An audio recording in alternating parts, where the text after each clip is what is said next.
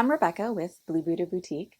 I've been making chainmail for 20 years, and I confess that starting Yen's Pin Linkage 5 is kind of my least favorite thing to do in the chainmail world ever. And I typically use a starter piece in order to save some time and sanity. In this video, I'll show you how you can use a starter piece to learn this pretty tricky weave. Here we have one of our starter pieces. The ring size is J18, that's 18 standard wire gauge, which is 1.2 millimeters, and the mandrel size is 7/32 of an inch. We use 5 colors added in this order: blue, chartreuse, violet, hot pink, and aqua. The plain silver ring marks the start, so we're going to leave that there, and we're going to work off of this end where the wire piece is. As you go, every ring you add goes through the final 4 rings, and it matches the color and angle of the 5th ring back. And what I mean by angle, just so we get our terminology straight here, you can see these pink rings here.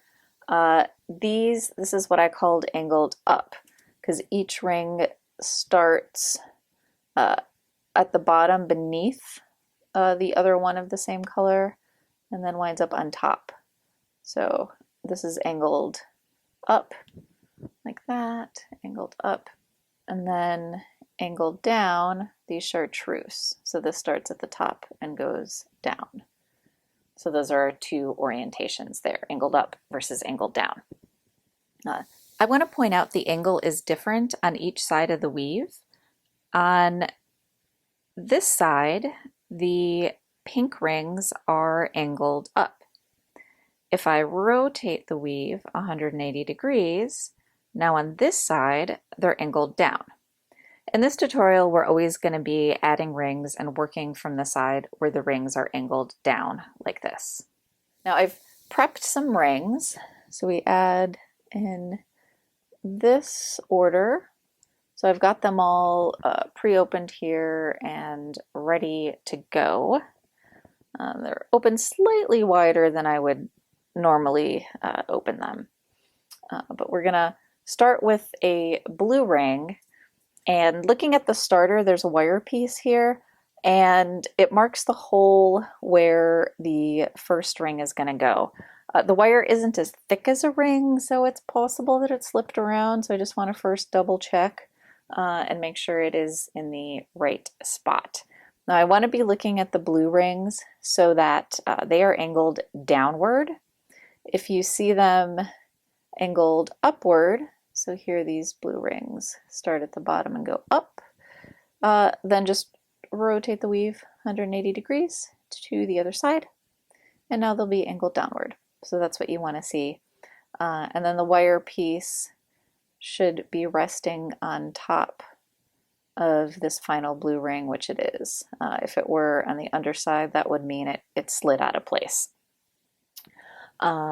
And if your wire piece did slide out of place, you should be able to slide it and maneuver it so that it is in place.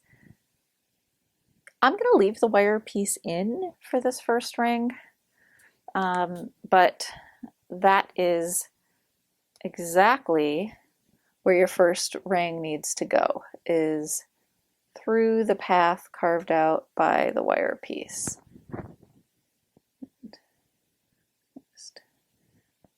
Go through there, so I'm going through. I want to make sure I popped out next to the wire piece. I did. Great. Don't worry about your closures. All right, so that was your first ring. And now you can take the wire piece off. The next ring is chartreuse here, and we want to make sure that our chartreuse rings are angled downward. So I'm gonna rotate it. Yes, great. Now they are angled downward. And you're gonna go through that same hole where this chartreuse ring finishes I'm going to just go through right there.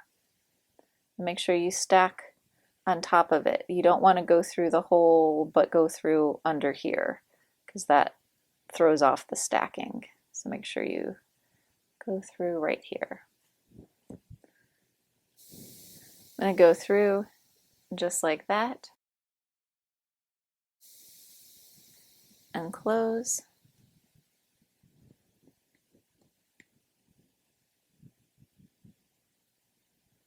And I'm going to go with my hand and rotate it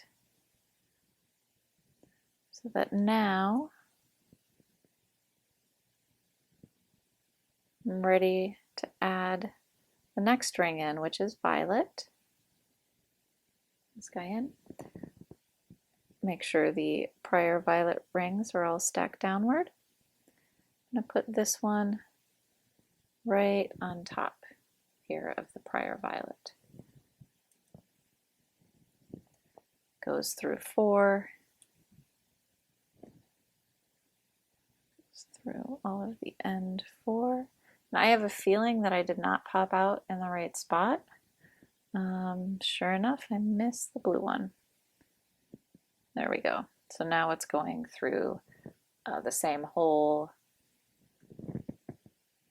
that the first violet one did.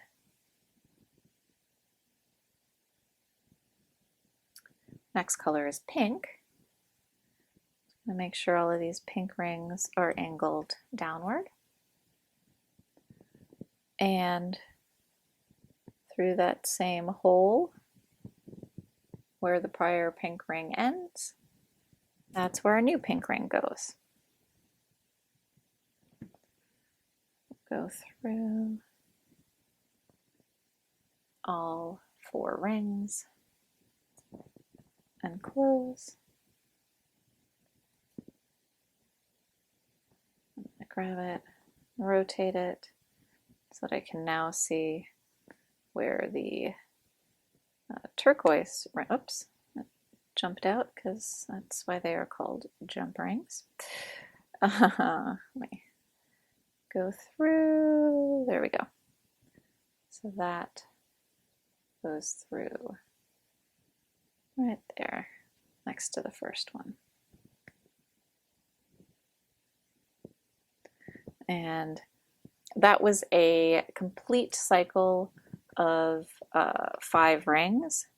So you are just gonna keep repeating that. Pull out your next set of 5 rings so that you've so you have them all there, all in the proper order, and then you will just repeat that, making sure each time you match the color of the 5th ring back, and you're going through the same hole. And I'm going to zoom out just a little bit so you can see my hands a little bit more as I weave. So you won't be able to see the weave as well, but you'll be able to see how I hold it as I go through.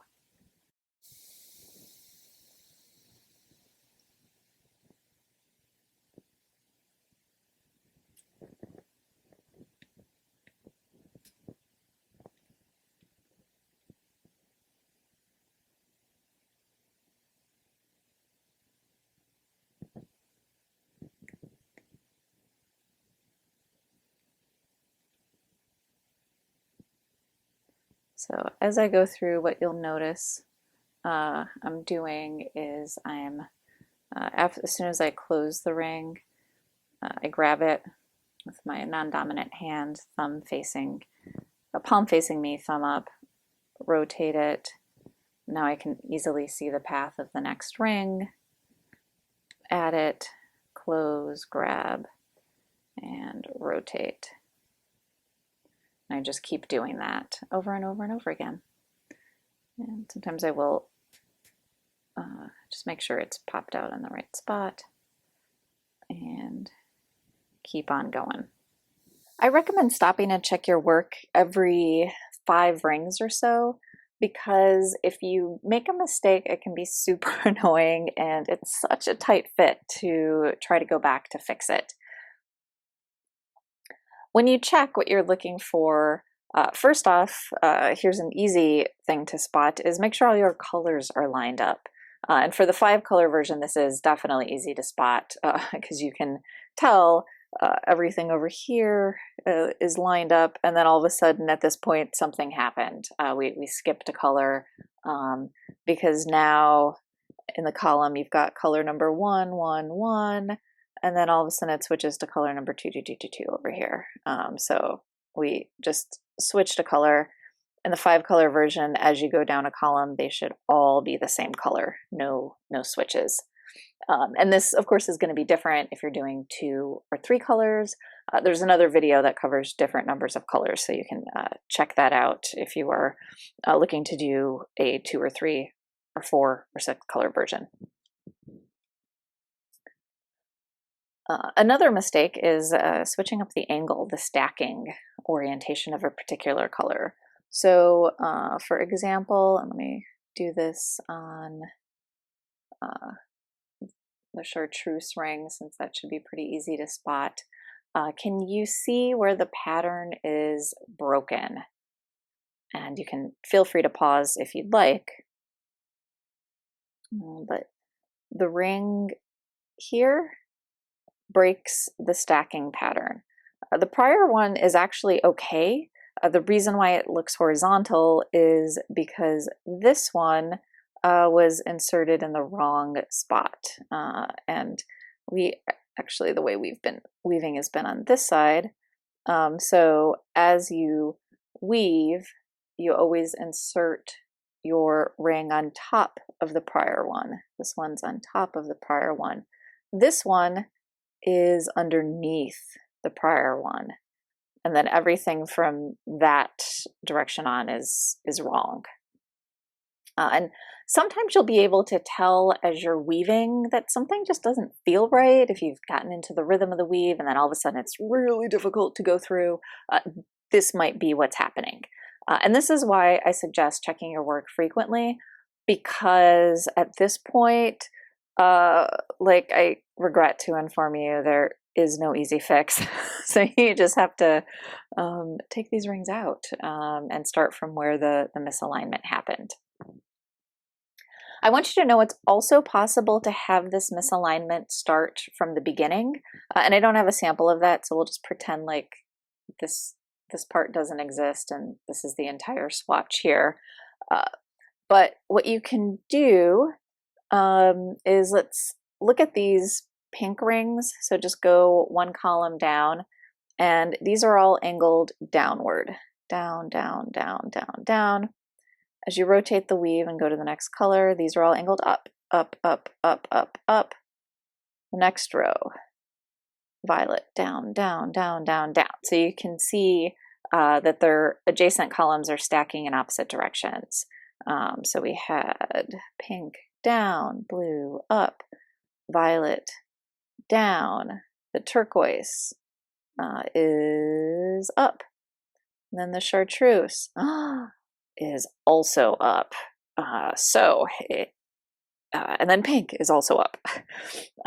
So the pattern is broken. And so this is a mistake. And this is tricky because, you know, from far away, if you're just looking at it, it's spinning around, it's super pretty. It looks correct. But when you zoom in and kind of closely examine it, these rings here are sandwiched in, and they're also angled in the same direction. That is a mistake, and there is no easy fix. So that is why I recommend just put your 5 rings out to signal, you know, a single rotation, a single cycle, and weave those 5 rings, and then just go back and where's my sample? Here we go. And then just go back and check your work. So you should see, here we go. Every column as you rotate is stacked. in an opposite direction. All the colors are the same. And as you weave, yeah, just look at the last 5. Make sure everything is good. It all matches up, and then you can go on to the next 5. And one other mistake to be on the lookout for as you weave is just to make sure that when you go through, oops, this is the beginning part of the weave, so my color pattern is off, but I know I'm adding a turquoise ring here. You may want to, as you go through, kind of quickly pop it to the other side and make sure you popped out in the right spot and you didn't accidentally, this one's only going through 3 rings, because you see where it's popping out, it's not next to the prior turquoise one. It skipped this chartreuse one right there. So that's a mistake that sometimes can happen if you're just kind of in the zone and weaving, and then you wind up with one that's only going through 3 instead of through 4. Once your piece has some length to it, you can go back to the beginning and snip off a few rings to save your starter. And I'm not going to break up this piece, but here is another starter I've created. It just needs to be long enough so you can see the pattern. It does need to be at least 10 rings long so it stays locked into place, but really the point is just to be able to see what colors go where, especially if you're going to be doing any sort of color pattern. Usually when I work off of a starter, I'll do a transition of 4 or 5 rings in plain aluminum before moving on to whatever colors or sterling silver, steel, and so on.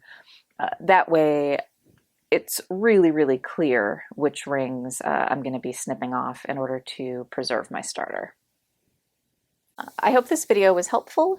If so, please hit like and subscribe. There is a link in the description to our shop where you can purchase the full tutorial and kits. Feel free to leave comments and let me know what other projects you'd like videos for. Happy weaving and rock on!